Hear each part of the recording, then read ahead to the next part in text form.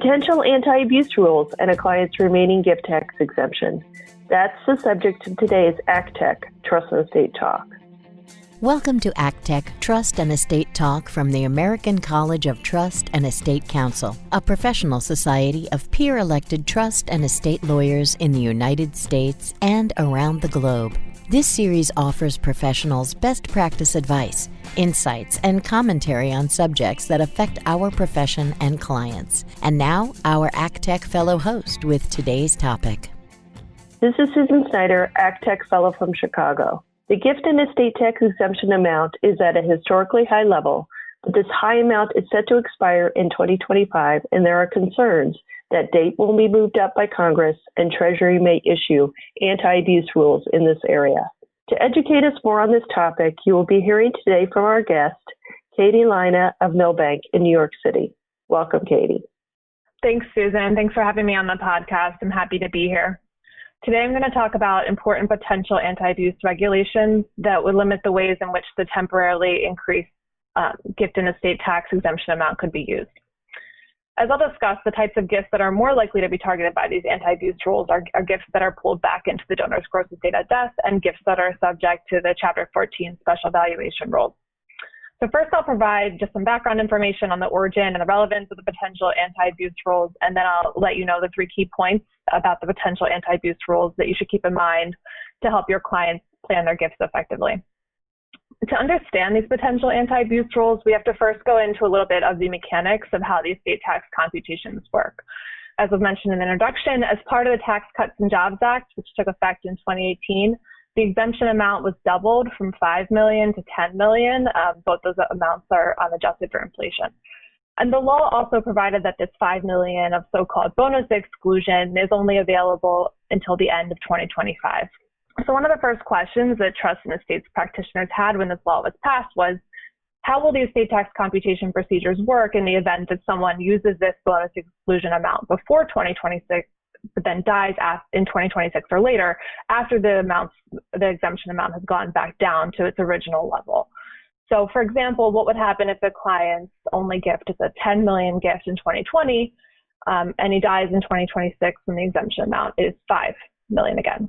And the reason for worry here is that when calculating the estate tax that's owed by an estate, lifetime gifts are added back into the estate tax base. Then credits are given for gift tax paid or payable and for the exemption amount as of the date of death.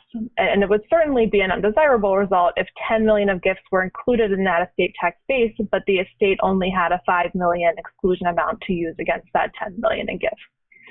So Congress directed Treasury to create regulations to address this, and these so-called final anti-clawback regulations provide that if that exemption amount that applies to the decedent's lifetime gifts exceeds the amount that's available at the time of death, then the estate can use that higher exemption amount that applies to the decedent's lifetime gifts.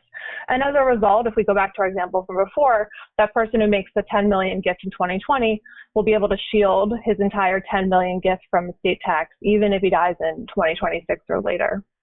So turning now to today's topic, in the preamble to those final regulations, Treasury reserved for what it called anti-abuse rules that would essentially prevent the bonus exemption amount from being used on certain types of gifts. And these potential anti-abuse rules originate from comments that the New York State Bar Association tax section submitted to Treasury in response to the proposed anti-clawback regulations.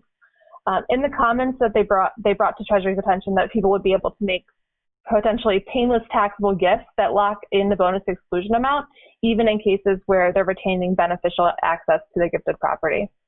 I'll go into specific examples in a minute, but looking at the bigger picture, we're in a situation now where the exemption amount has been doubled, but only if you use it before it expires at the end of 2025.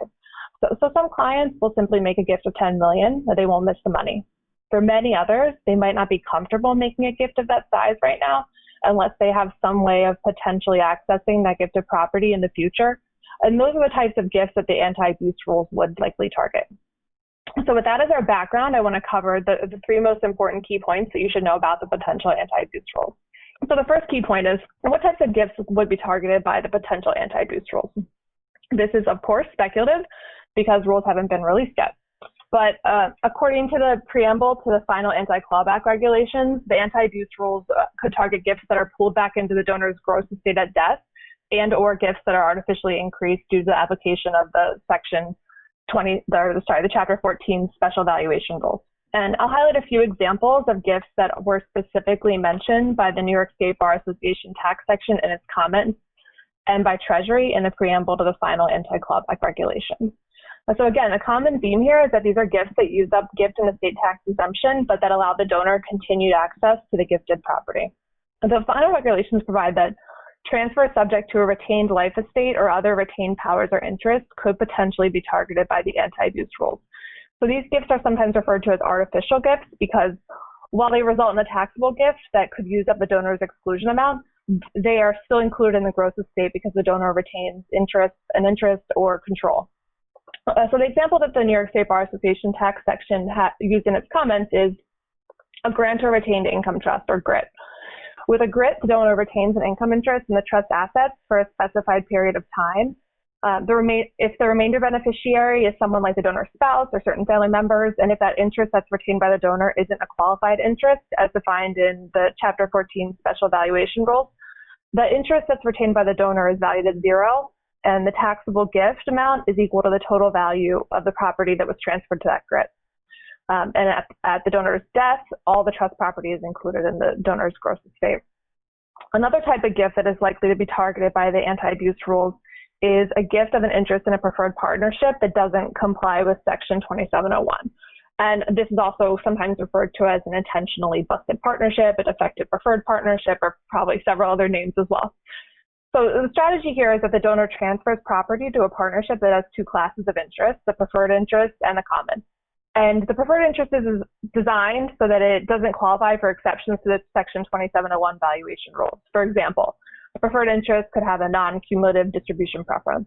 And the donor then gifts the common interest to a trust for his descendants. The gift tax value of that common interest will be determined using the subtraction method, under which applicable retained interests are valued at zero. So the result is that there's an artificially high valuation of that gifted common interest. For example, let's say the donor transferred $10 million to the partnership. The common interest could really be worth $1 million, for example, but since the preferred interest is valued at zero, under the subtraction method, the gift tax value of the gift of the common interest would be $10 million. At the donor's death, the estate tax base includes his preferred interest, which is in the gross estate, and his lifetime gifts, which will include that artificially inflated $10 million gift. There's a special mitigation rule that prevents double taxation of the preferred interest. This mitigation rule is really a key part of the strategy working, and it's quite possible that the mitigation rule could be revised as part of the anti-abuse rules.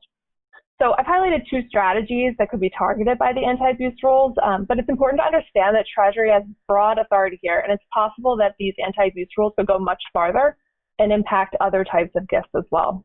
The second key point I want to give you is that some people have asked, if the anti-abuse rules do come to pass, what would be the effective date of these rules? So the concept of having an effective date is really a misnomer. The anti-clawback regulations and any anti-abuse rules that would be added to them are regulations that are interpreting the statute that computes the estate tax obligation of a decedent. So, an estate tax calculates its estate tax obligation based on the estate tax computation procedures that are in effect at the time of the death of the decedent. So the anti-abuse rules should apply to the estate of anyone who dies after a final anti-abuse regulation is issued. So just to be really clear, there shouldn't be any expectation that if someone makes a gift that uses the bonus exemption amount prior to the anti-abuse rules being issued, that gift would somehow be grandfathered in or otherwise exempt from these potential rules. And the third key point I want to make is just to take this risk of potential anti-abuse rules seriously. We don't know for sure what Treasury will focus on in the future and if it will follow through with issuing potential anti-abuse regulations. We also don't know what Congress and or the president will prioritize going forward. So there's ample uncertainty here, but that shouldn't cause us to ignore or discount the impact of these potential anti-abuse regulations. Although the ultimate outcome isn't certain, we've been duly warned of these potential regulations, and that warning came from a Republican administration. So, we know that a Republican administration is interested in these anti-abuse rules. We also know that Democrats have a stated policy goal of increasing taxes on the very wealthy via gift and estate taxes. And given the federal government's massive coronavirus relief expenditures, there's definitely going to be pressure in the coming years to increase revenues. So in light of this uncertainty about gift and estate taxes going forward, there's understandably a really big push underway to make gifts now. Which brings me to my closing point, which is that it's important to advise clients of the potential for the anti-abuse rules and the risks. GRIPs and defective preferred partnerships are two examples of gifts that are more likely to be targeted by the potential anti-abuse rules. But ultimately, Treasury has broad authority here, and the ultimate scope of the potential anti-abuse rules remains to be seen. Thank you, Katie, for this very helpful information on a complicated topic. Thank you for listening to this episode of ACTEC Trust and Estate Talk, the podcast series about wealth planning matters from the American College of Trust and Estate Counsel. To find an ACTEC lawyer near you, visit actec.org. Please subscribe to this series and leave us a rating or a review. Follow us on Facebook and Twitter at ACTEC Talk.